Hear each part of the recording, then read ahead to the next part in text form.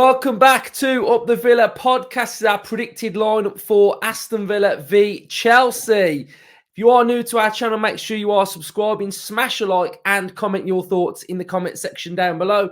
Joined by Hannah. How are you doing? I am very, very well. Thank you very much. To be fair, I've recorded the opposition preview today with a Chelsea fan, and I actually feel really bad because on there, like, they're asking me like how, because I've been on their channel and they come on ours, so we do like a handover at half time, and they're like asking me like how I'm doing, and I'm like, yeah, buzzing, and they're like, and then when they're on ours, they're like, we're shit, we're doom and glooming, and I'm like, I feel bad because like we're so good and they're so crap, but that's just the way it is, I guess. So, Hannah, talk to me how you are feeling as a Villa fan right now. I'm feeling like this is easily the best few months, 6 months of being a Villa fan that I've ever had. I'm just absolutely ecstatic at the minute. I feel like we had like a weird phase at the turn of the year where I started to get a little bit worried that perhaps, the season wasn't going to potentially pan out the way we wanted it to. But in the last few weeks, I feel like we've seen again a bit more of that like fighting Unai Emery Aston Villa spirit that has really kind of spurred me on for the last bit of the season. We're now in a semi-final of a European competition. We are top four with, a bit of wriggle room as well before Spurs play again. It just feels surreal. I can't remember if it was after the Lille game or if it was after the Bournemouth game, maybe even the Arsenal game. It was one of them in the last 10 days where I was in the WhatsApp group afterwards, like, how is this my football team? Because like growing up, you're at school and you're talking to people who are like Man United fans or Liverpool fans or even in the Midlands, that most people were Villa fans. So we were kind of like constantly in comparison to teams that were doing so much better than us. And it never felt like we were going to have that break again of like, oh my God, are we ever going to see as like younger fans a really good Aston Villa side? And just thinking back to like the last sort of even like 4 years, what a roller coaster it's been, and for it all to accumulate now to this team where I feel from the footballing side, the manager, the players, the success on pitch, I feel so connected and so excited by this team in a way that I've never been in my footballing lifetime. So I think it's such a good time to be a fan. And one thing that makes me really happy is going to the games at Villa Park and seeing so many younger kids there that are really excited. They're in their full kit and they're seeing like this is the first Aston Villa side that they're going to remember, being young kids. And what a privilege it is to be this one when we're doing so well and we're starting this next generation of Aston Villa. So I think the atmosphere and the vibe is just very positive at the minute. Yeah, I mean, even imagine being a young kid now, like getting through them school gates, sticking your chest out, and being like, "Yeah, I'm a Villa fan, like fourth in the league, like we're smashing it." So I imagine for like young kids, there must be absolutely like loving life. So fair play to the little Villa kidders out there that are like loving life as well. So. Big news, and I feel like we've got to talk about it all week because it is huge news. Unai Emery, contract extension, 2027. I mean, we chat daily, we chat daily, and we weren't fazed by talk of Emery going, but it feels big that sort of like the wider football space can sort of get a bit of a better understanding because they don't really tend to listen to what's going on anyway. So it sort of gives them a bit of a sense of, oh, okay, he's staying. So thoughts on Emery? Well, when that news came in this week, it was, to be fair, I think, like you say, I don't think we were feeling particularly worried about him leaving, but it's obviously started. I think it started like after the Arsenal game when obviously it was kind of like a landmark game, a landmark performance. All the rumour mill starts up, doesn't it? He's going to Man United, he's going here, there, and everywhere. And I think, to be honest, it didn't faze me because I felt quite comfortable that, he has everything he needs at Villa at the minute. We're about to hopefully qualify for the Champions League for the first time in, well, the European Cup, in whatever form it's taken for decades. So for us to be in that position, he has all the resource and all of the potential and the opportunity to do what he needs to at Aston Villa. So I wasn't too phased, but I think just seeing it in writing this week, the confirmation, has been again such another boost, because it just means going into the summer, there's no uncertainty. We can just be so excited for what's to come, and knowing that he is as committed to this, if you can still call it a project, this project, as the fans and the players are. I think that it goes a long way. And again, touching on the players, they know that they're going to be playing football, hopefully for Unai Emery next season, as long as they stay at the club, and they perform well. And that's an incentive for them as well. Like, who's not going to want to play for Unai Emery now? He's totally won over the dressing room. He's totally won over the fan base. So it's such a big boost. And I think, in the 12 plus months that he's been at the club, I feel like we're still seeing his potential grow, and get better and better tactically. And I think, who knows what we could see from him in a Champions League setting. I can't actually contemplate that we're going to potentially play in Yeah, Champions I League. mean, we whatever European competition we're in, we're not there to make up the numbers. I think that's clear of whatever we get to. Champions League, we're not there to just compete in it. We're there to try and win it. That's not being ridiculous. Like, he got Villarreal to the semi-final of the Champions League. This is the caliber of the man.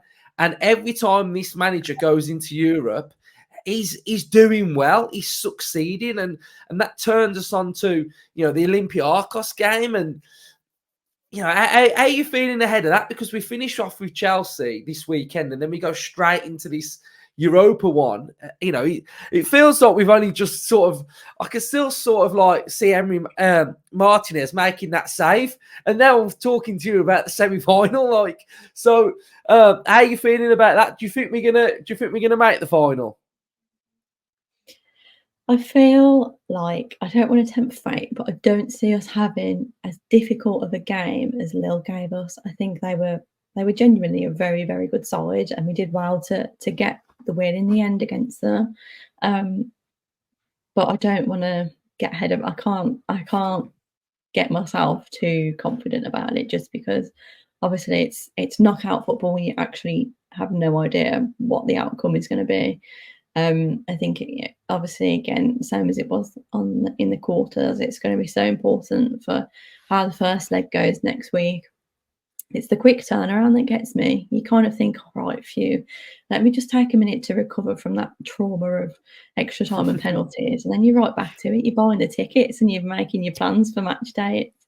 It's you don't get rest, but I think at the minute that's really suiting us. The kind of stat doing the round this week has been teams in the Premier League that have played the most games, the most minutes, and obviously Villa were in the top, the third or the fourth team in that kind of league ranking. So we're doing that, but we're still maintaining a level of performance that's keeping us fourth in the league and going deep into the European competition. So I think it's actually suiting us at the minute to kind of keep the games coming. Whether we're on a winning run, which like we are at the minute, and it kind of the confidence is building and growing, or sometimes if we've hit a little bump in the road, I think Unai and the players really just constantly want to get back out there and rectify and see how we can better ourselves. So I think we are managing at the minute with the kind of quick turnaround, and hopefully it's exciting for the players as well, because most of them that we have now, we've kind of had for quite a while. Some players that Dean Smith brought on board, and now they've kind of taken Aston Villa to where they were probably sold that we would be going. When the owners or the previous managers brought them in, it was Aston Villa are going to be a European team, and that at that point it probably felt like quite a distant hope. But they're there now, and they've taken us there, so it should be a massive confidence boost for them. and a real incentive that going into these last games, they're like cup finals, aren't they? Emi Martinez always says it. He's the king of playoff football. He's a great person to have in that dressing room. So he'll be saying in the next week in the build up to that first leg against Olympiacos that, playoff final, we absolutely have to win this. You leave everything on the pitch. And I do think that's what we'll do. And like you say, Unai Emery doesn't go in these competitions to just, mess about. He's here to really flex his managerial muscles, so to speak. And I think we really do see the best of him in these situations. So I'm hopeful, but I don't want to get too ahead of myself because, we saw what happened last week and it was horrible. And I don't want to go through that again in the semis. Yeah, and I think something you mentioned about like Villa in Europe is that the worst Villa this season was when February, January, when we weren't playing in Europe, and I still stick by this is that Villa are better when we're playing in these close games and we're sort of like rectifying things, and we know that there's no time to settle and there's no time to sort of just think basically, and I think that's huge.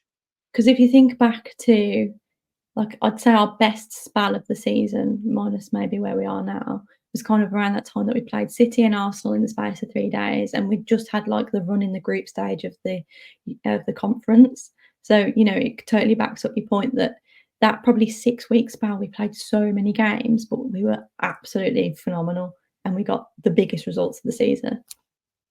Yeah, definitely. So next up, then we've got Chelsea. So I'm just going to run through a few things on Chelsea on what we can expect, and then we're going to predict the lineup. Something that I've just thought while you were talking is about Chelsea's system, and they're a little bit similar to the way that Lille play with their midfield three. So as you can see, this is their heat maps for the game against Arsenal, which obviously isn't a great representation of Chelsea because they're absolutely useless. But what you can see is that their fullbacks like to get high. You've got a double pivot of Caicedo and Enzo Fernandez. Gallagher is that player that will sort of drift and move around a little bit. And then we've got Madueke and we've got Madueke and Jackson. So if we go to the tactical pad now, I've added some players who I think are going to come in to the Chelsea lineup, but this is their average position against Arsenal. And what you can see against Arsenal is on that left-hand side with Mudryk and Cucurella, Arsenal were able to pin both of those back. So in essence, what they want to do is they will move Conor Gallagher into this advanced area. We'll have Cole Palmer coming inside. Gilchrist will be adding width on that right-hand side. And then you'll have Mudryk or Cucurella also getting forward as well. So they tend to like a 4 across that front line.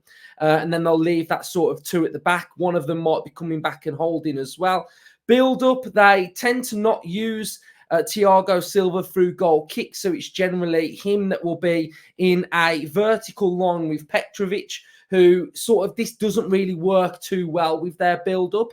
But what I'm saying about that Conor Gallagher, it's a little bit like that Heralderson role. Remember against Lille, there was that player that sort of drifted on that left-hand side to make up and help out with their wingers. But what you'll also see is Cole Palmer will start in that front 3 with Mudryk, Jackson. And Cole Palmer will be in that 3. But Cole Palmer will be drifting inside and Gilchrist will be offering the width. Gusto looks like he's going to be out for this game as well. But the big thing to note about Cole Palmer is that Pochettino gives him license to move around. And this is why Cole Palmer is becoming a big threat this season, because he's the player that's able to sort of pick up and move around and drop into whatever pocket he wants to drop into. So that's why we're starting to see Cole Palmer getting loads of goals, because he's got so much license to move around. So in essence, that's what we can expect for them. If Cole Palmer's back from his illness, then he's going to be a player that we need to really watch out for. No penalties because he scores a lot of penalties, but we've got Emi Martinez, who's pretty good at saving penalties, and he wasn't far off from Solanke's penalty either. So, Hannah, predicted lineup then from a Villa point of view, it's pretty much going to pick itself to a certain extent. Mm. But the interesting point that we made on the match preview with Chris Wokes, and if nobody's watched that, make sure you go and check that out because it's absolutely fantastic. England legend talking about Aston Villa gives a real good insight into a dressing room. And I think I asked him a real good question to be. I asked him, how does it feel to be in a dressing room when it's buoyant, it's winning, and there's a real good feel factor? And he answers that question. So hopefully that will give a good picture and paint that picture of how the Villa players are feeling at the minute. So defence, I think, pretty much picks itself with Moreno being out. So it's going to be Luca Dean, Pau, Konsa, I imagine, and Cash. Mm. Question for you. Does Louise come straight back in the team? I had a feeling you were going to ask me about this, given the fact that we've had 2 very good games without him. And I think when he got that suspension so late on in the game, I can't remember which one it was. It was like, oh, for God's sake, we're going to miss Louise in really important games. But you know what? We've been really good, and I think that is such a testament to one Yuri Tielemans, who I think has been excellent. However, I do think you have to pick your best team. We're in the final run in. I think you have to pick your best team, and Douglas Luiz is still going to be our best midfielder in that defensive position.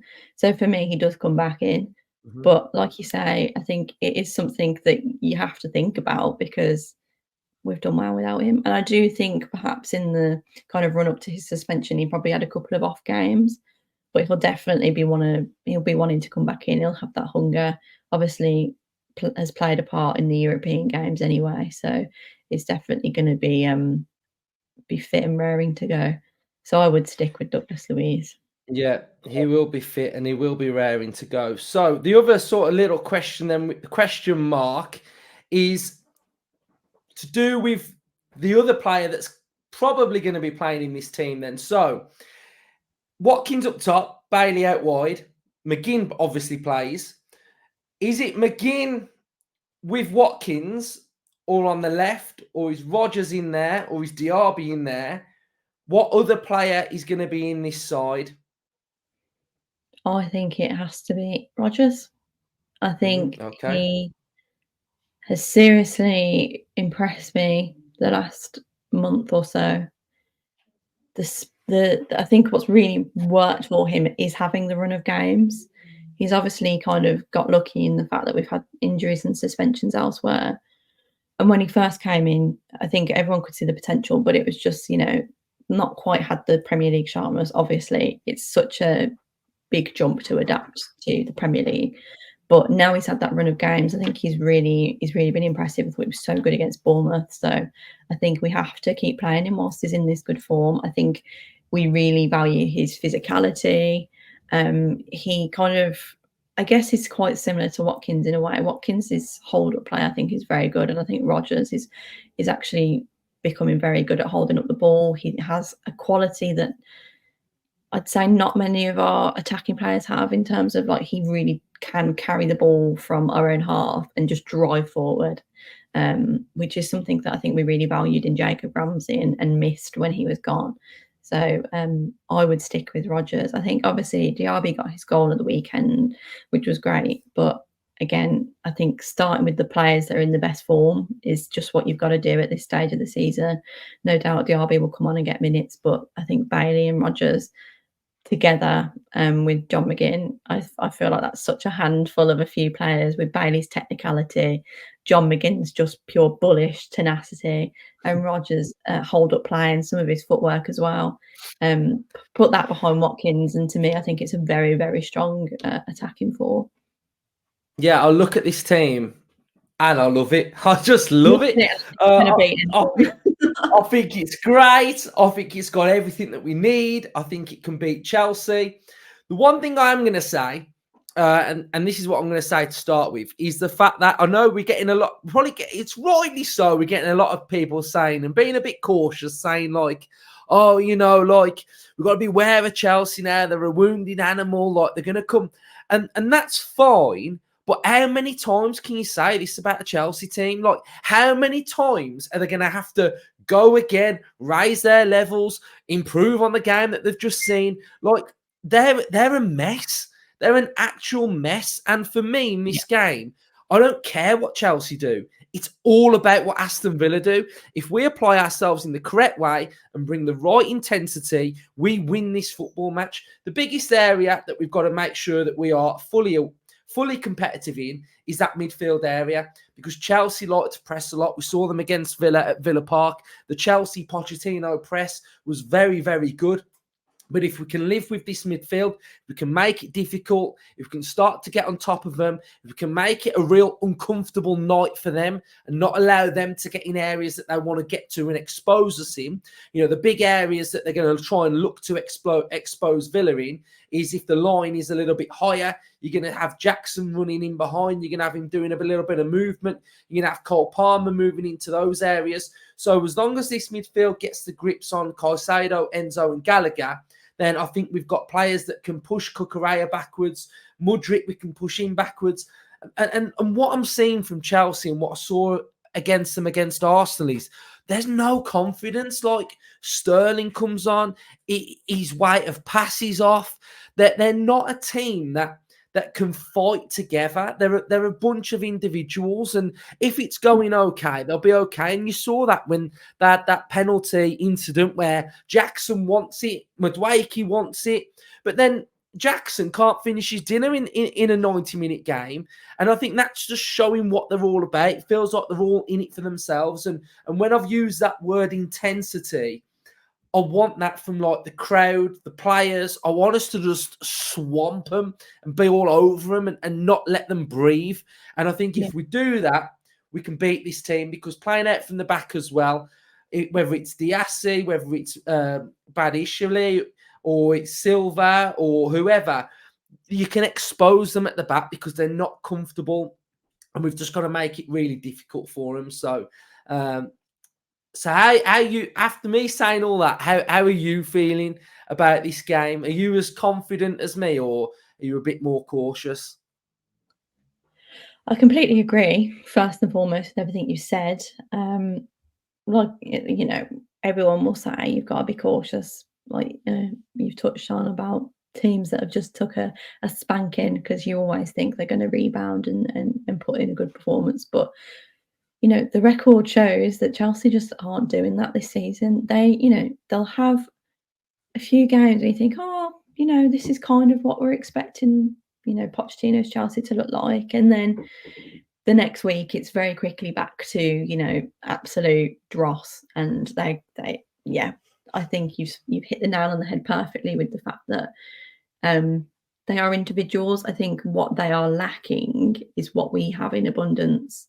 And it's that team spirit, that collective quality, whereas they are just, I think there's a lot of players in that team that believe their own hype and that know that they're good players, quote unquote, but are just kind of there because they wanted a big move. And I don't think they really believe that the team can do it or that the manager's got the ability. So I think I'm going into it quite confident. I think, why shouldn't we be confident into this game? We've got the quality on the pitch. We've got the momentum. We're at home. Everything is kind of on our side and in our favour. The pace of their attacking players is the only thing that really bothers me and concerns me, because, like you say, especially Palmer in that roaming role, he's going to be a handful. But in general, I do think that, we should be able to deal with that. We've come up against much tougher teams this season than Chelsea and have come out on top. So I think it's all about mentality, like you say, crowd getting behind. Just absolutely, if we can get an early goal, I think they don't have morale, they don't have a good mentality at all. And to an extent, they've got nothing else to play for this season. Yes, if they strung a run together, they could probably, delusionally think that they might get a European competition, but I just don't think that's going to happen, not with other teams that are already in and around that space in the table. So I think their season's pretty much over. We want it a lot more, and we saw and have seen in recent weeks how much that goes a long way in a game when your team want it. So I am feeling confident, and fingers crossed that the team that we've chosen are the ones that can get us the 3 points. It will be massive. If you are new to our channel, make sure you are subscribing, smash a like, and comment your thoughts in the comment section down below. We'll have an opposition preview that will be out on Friday. Up the Villa. Up the Villa.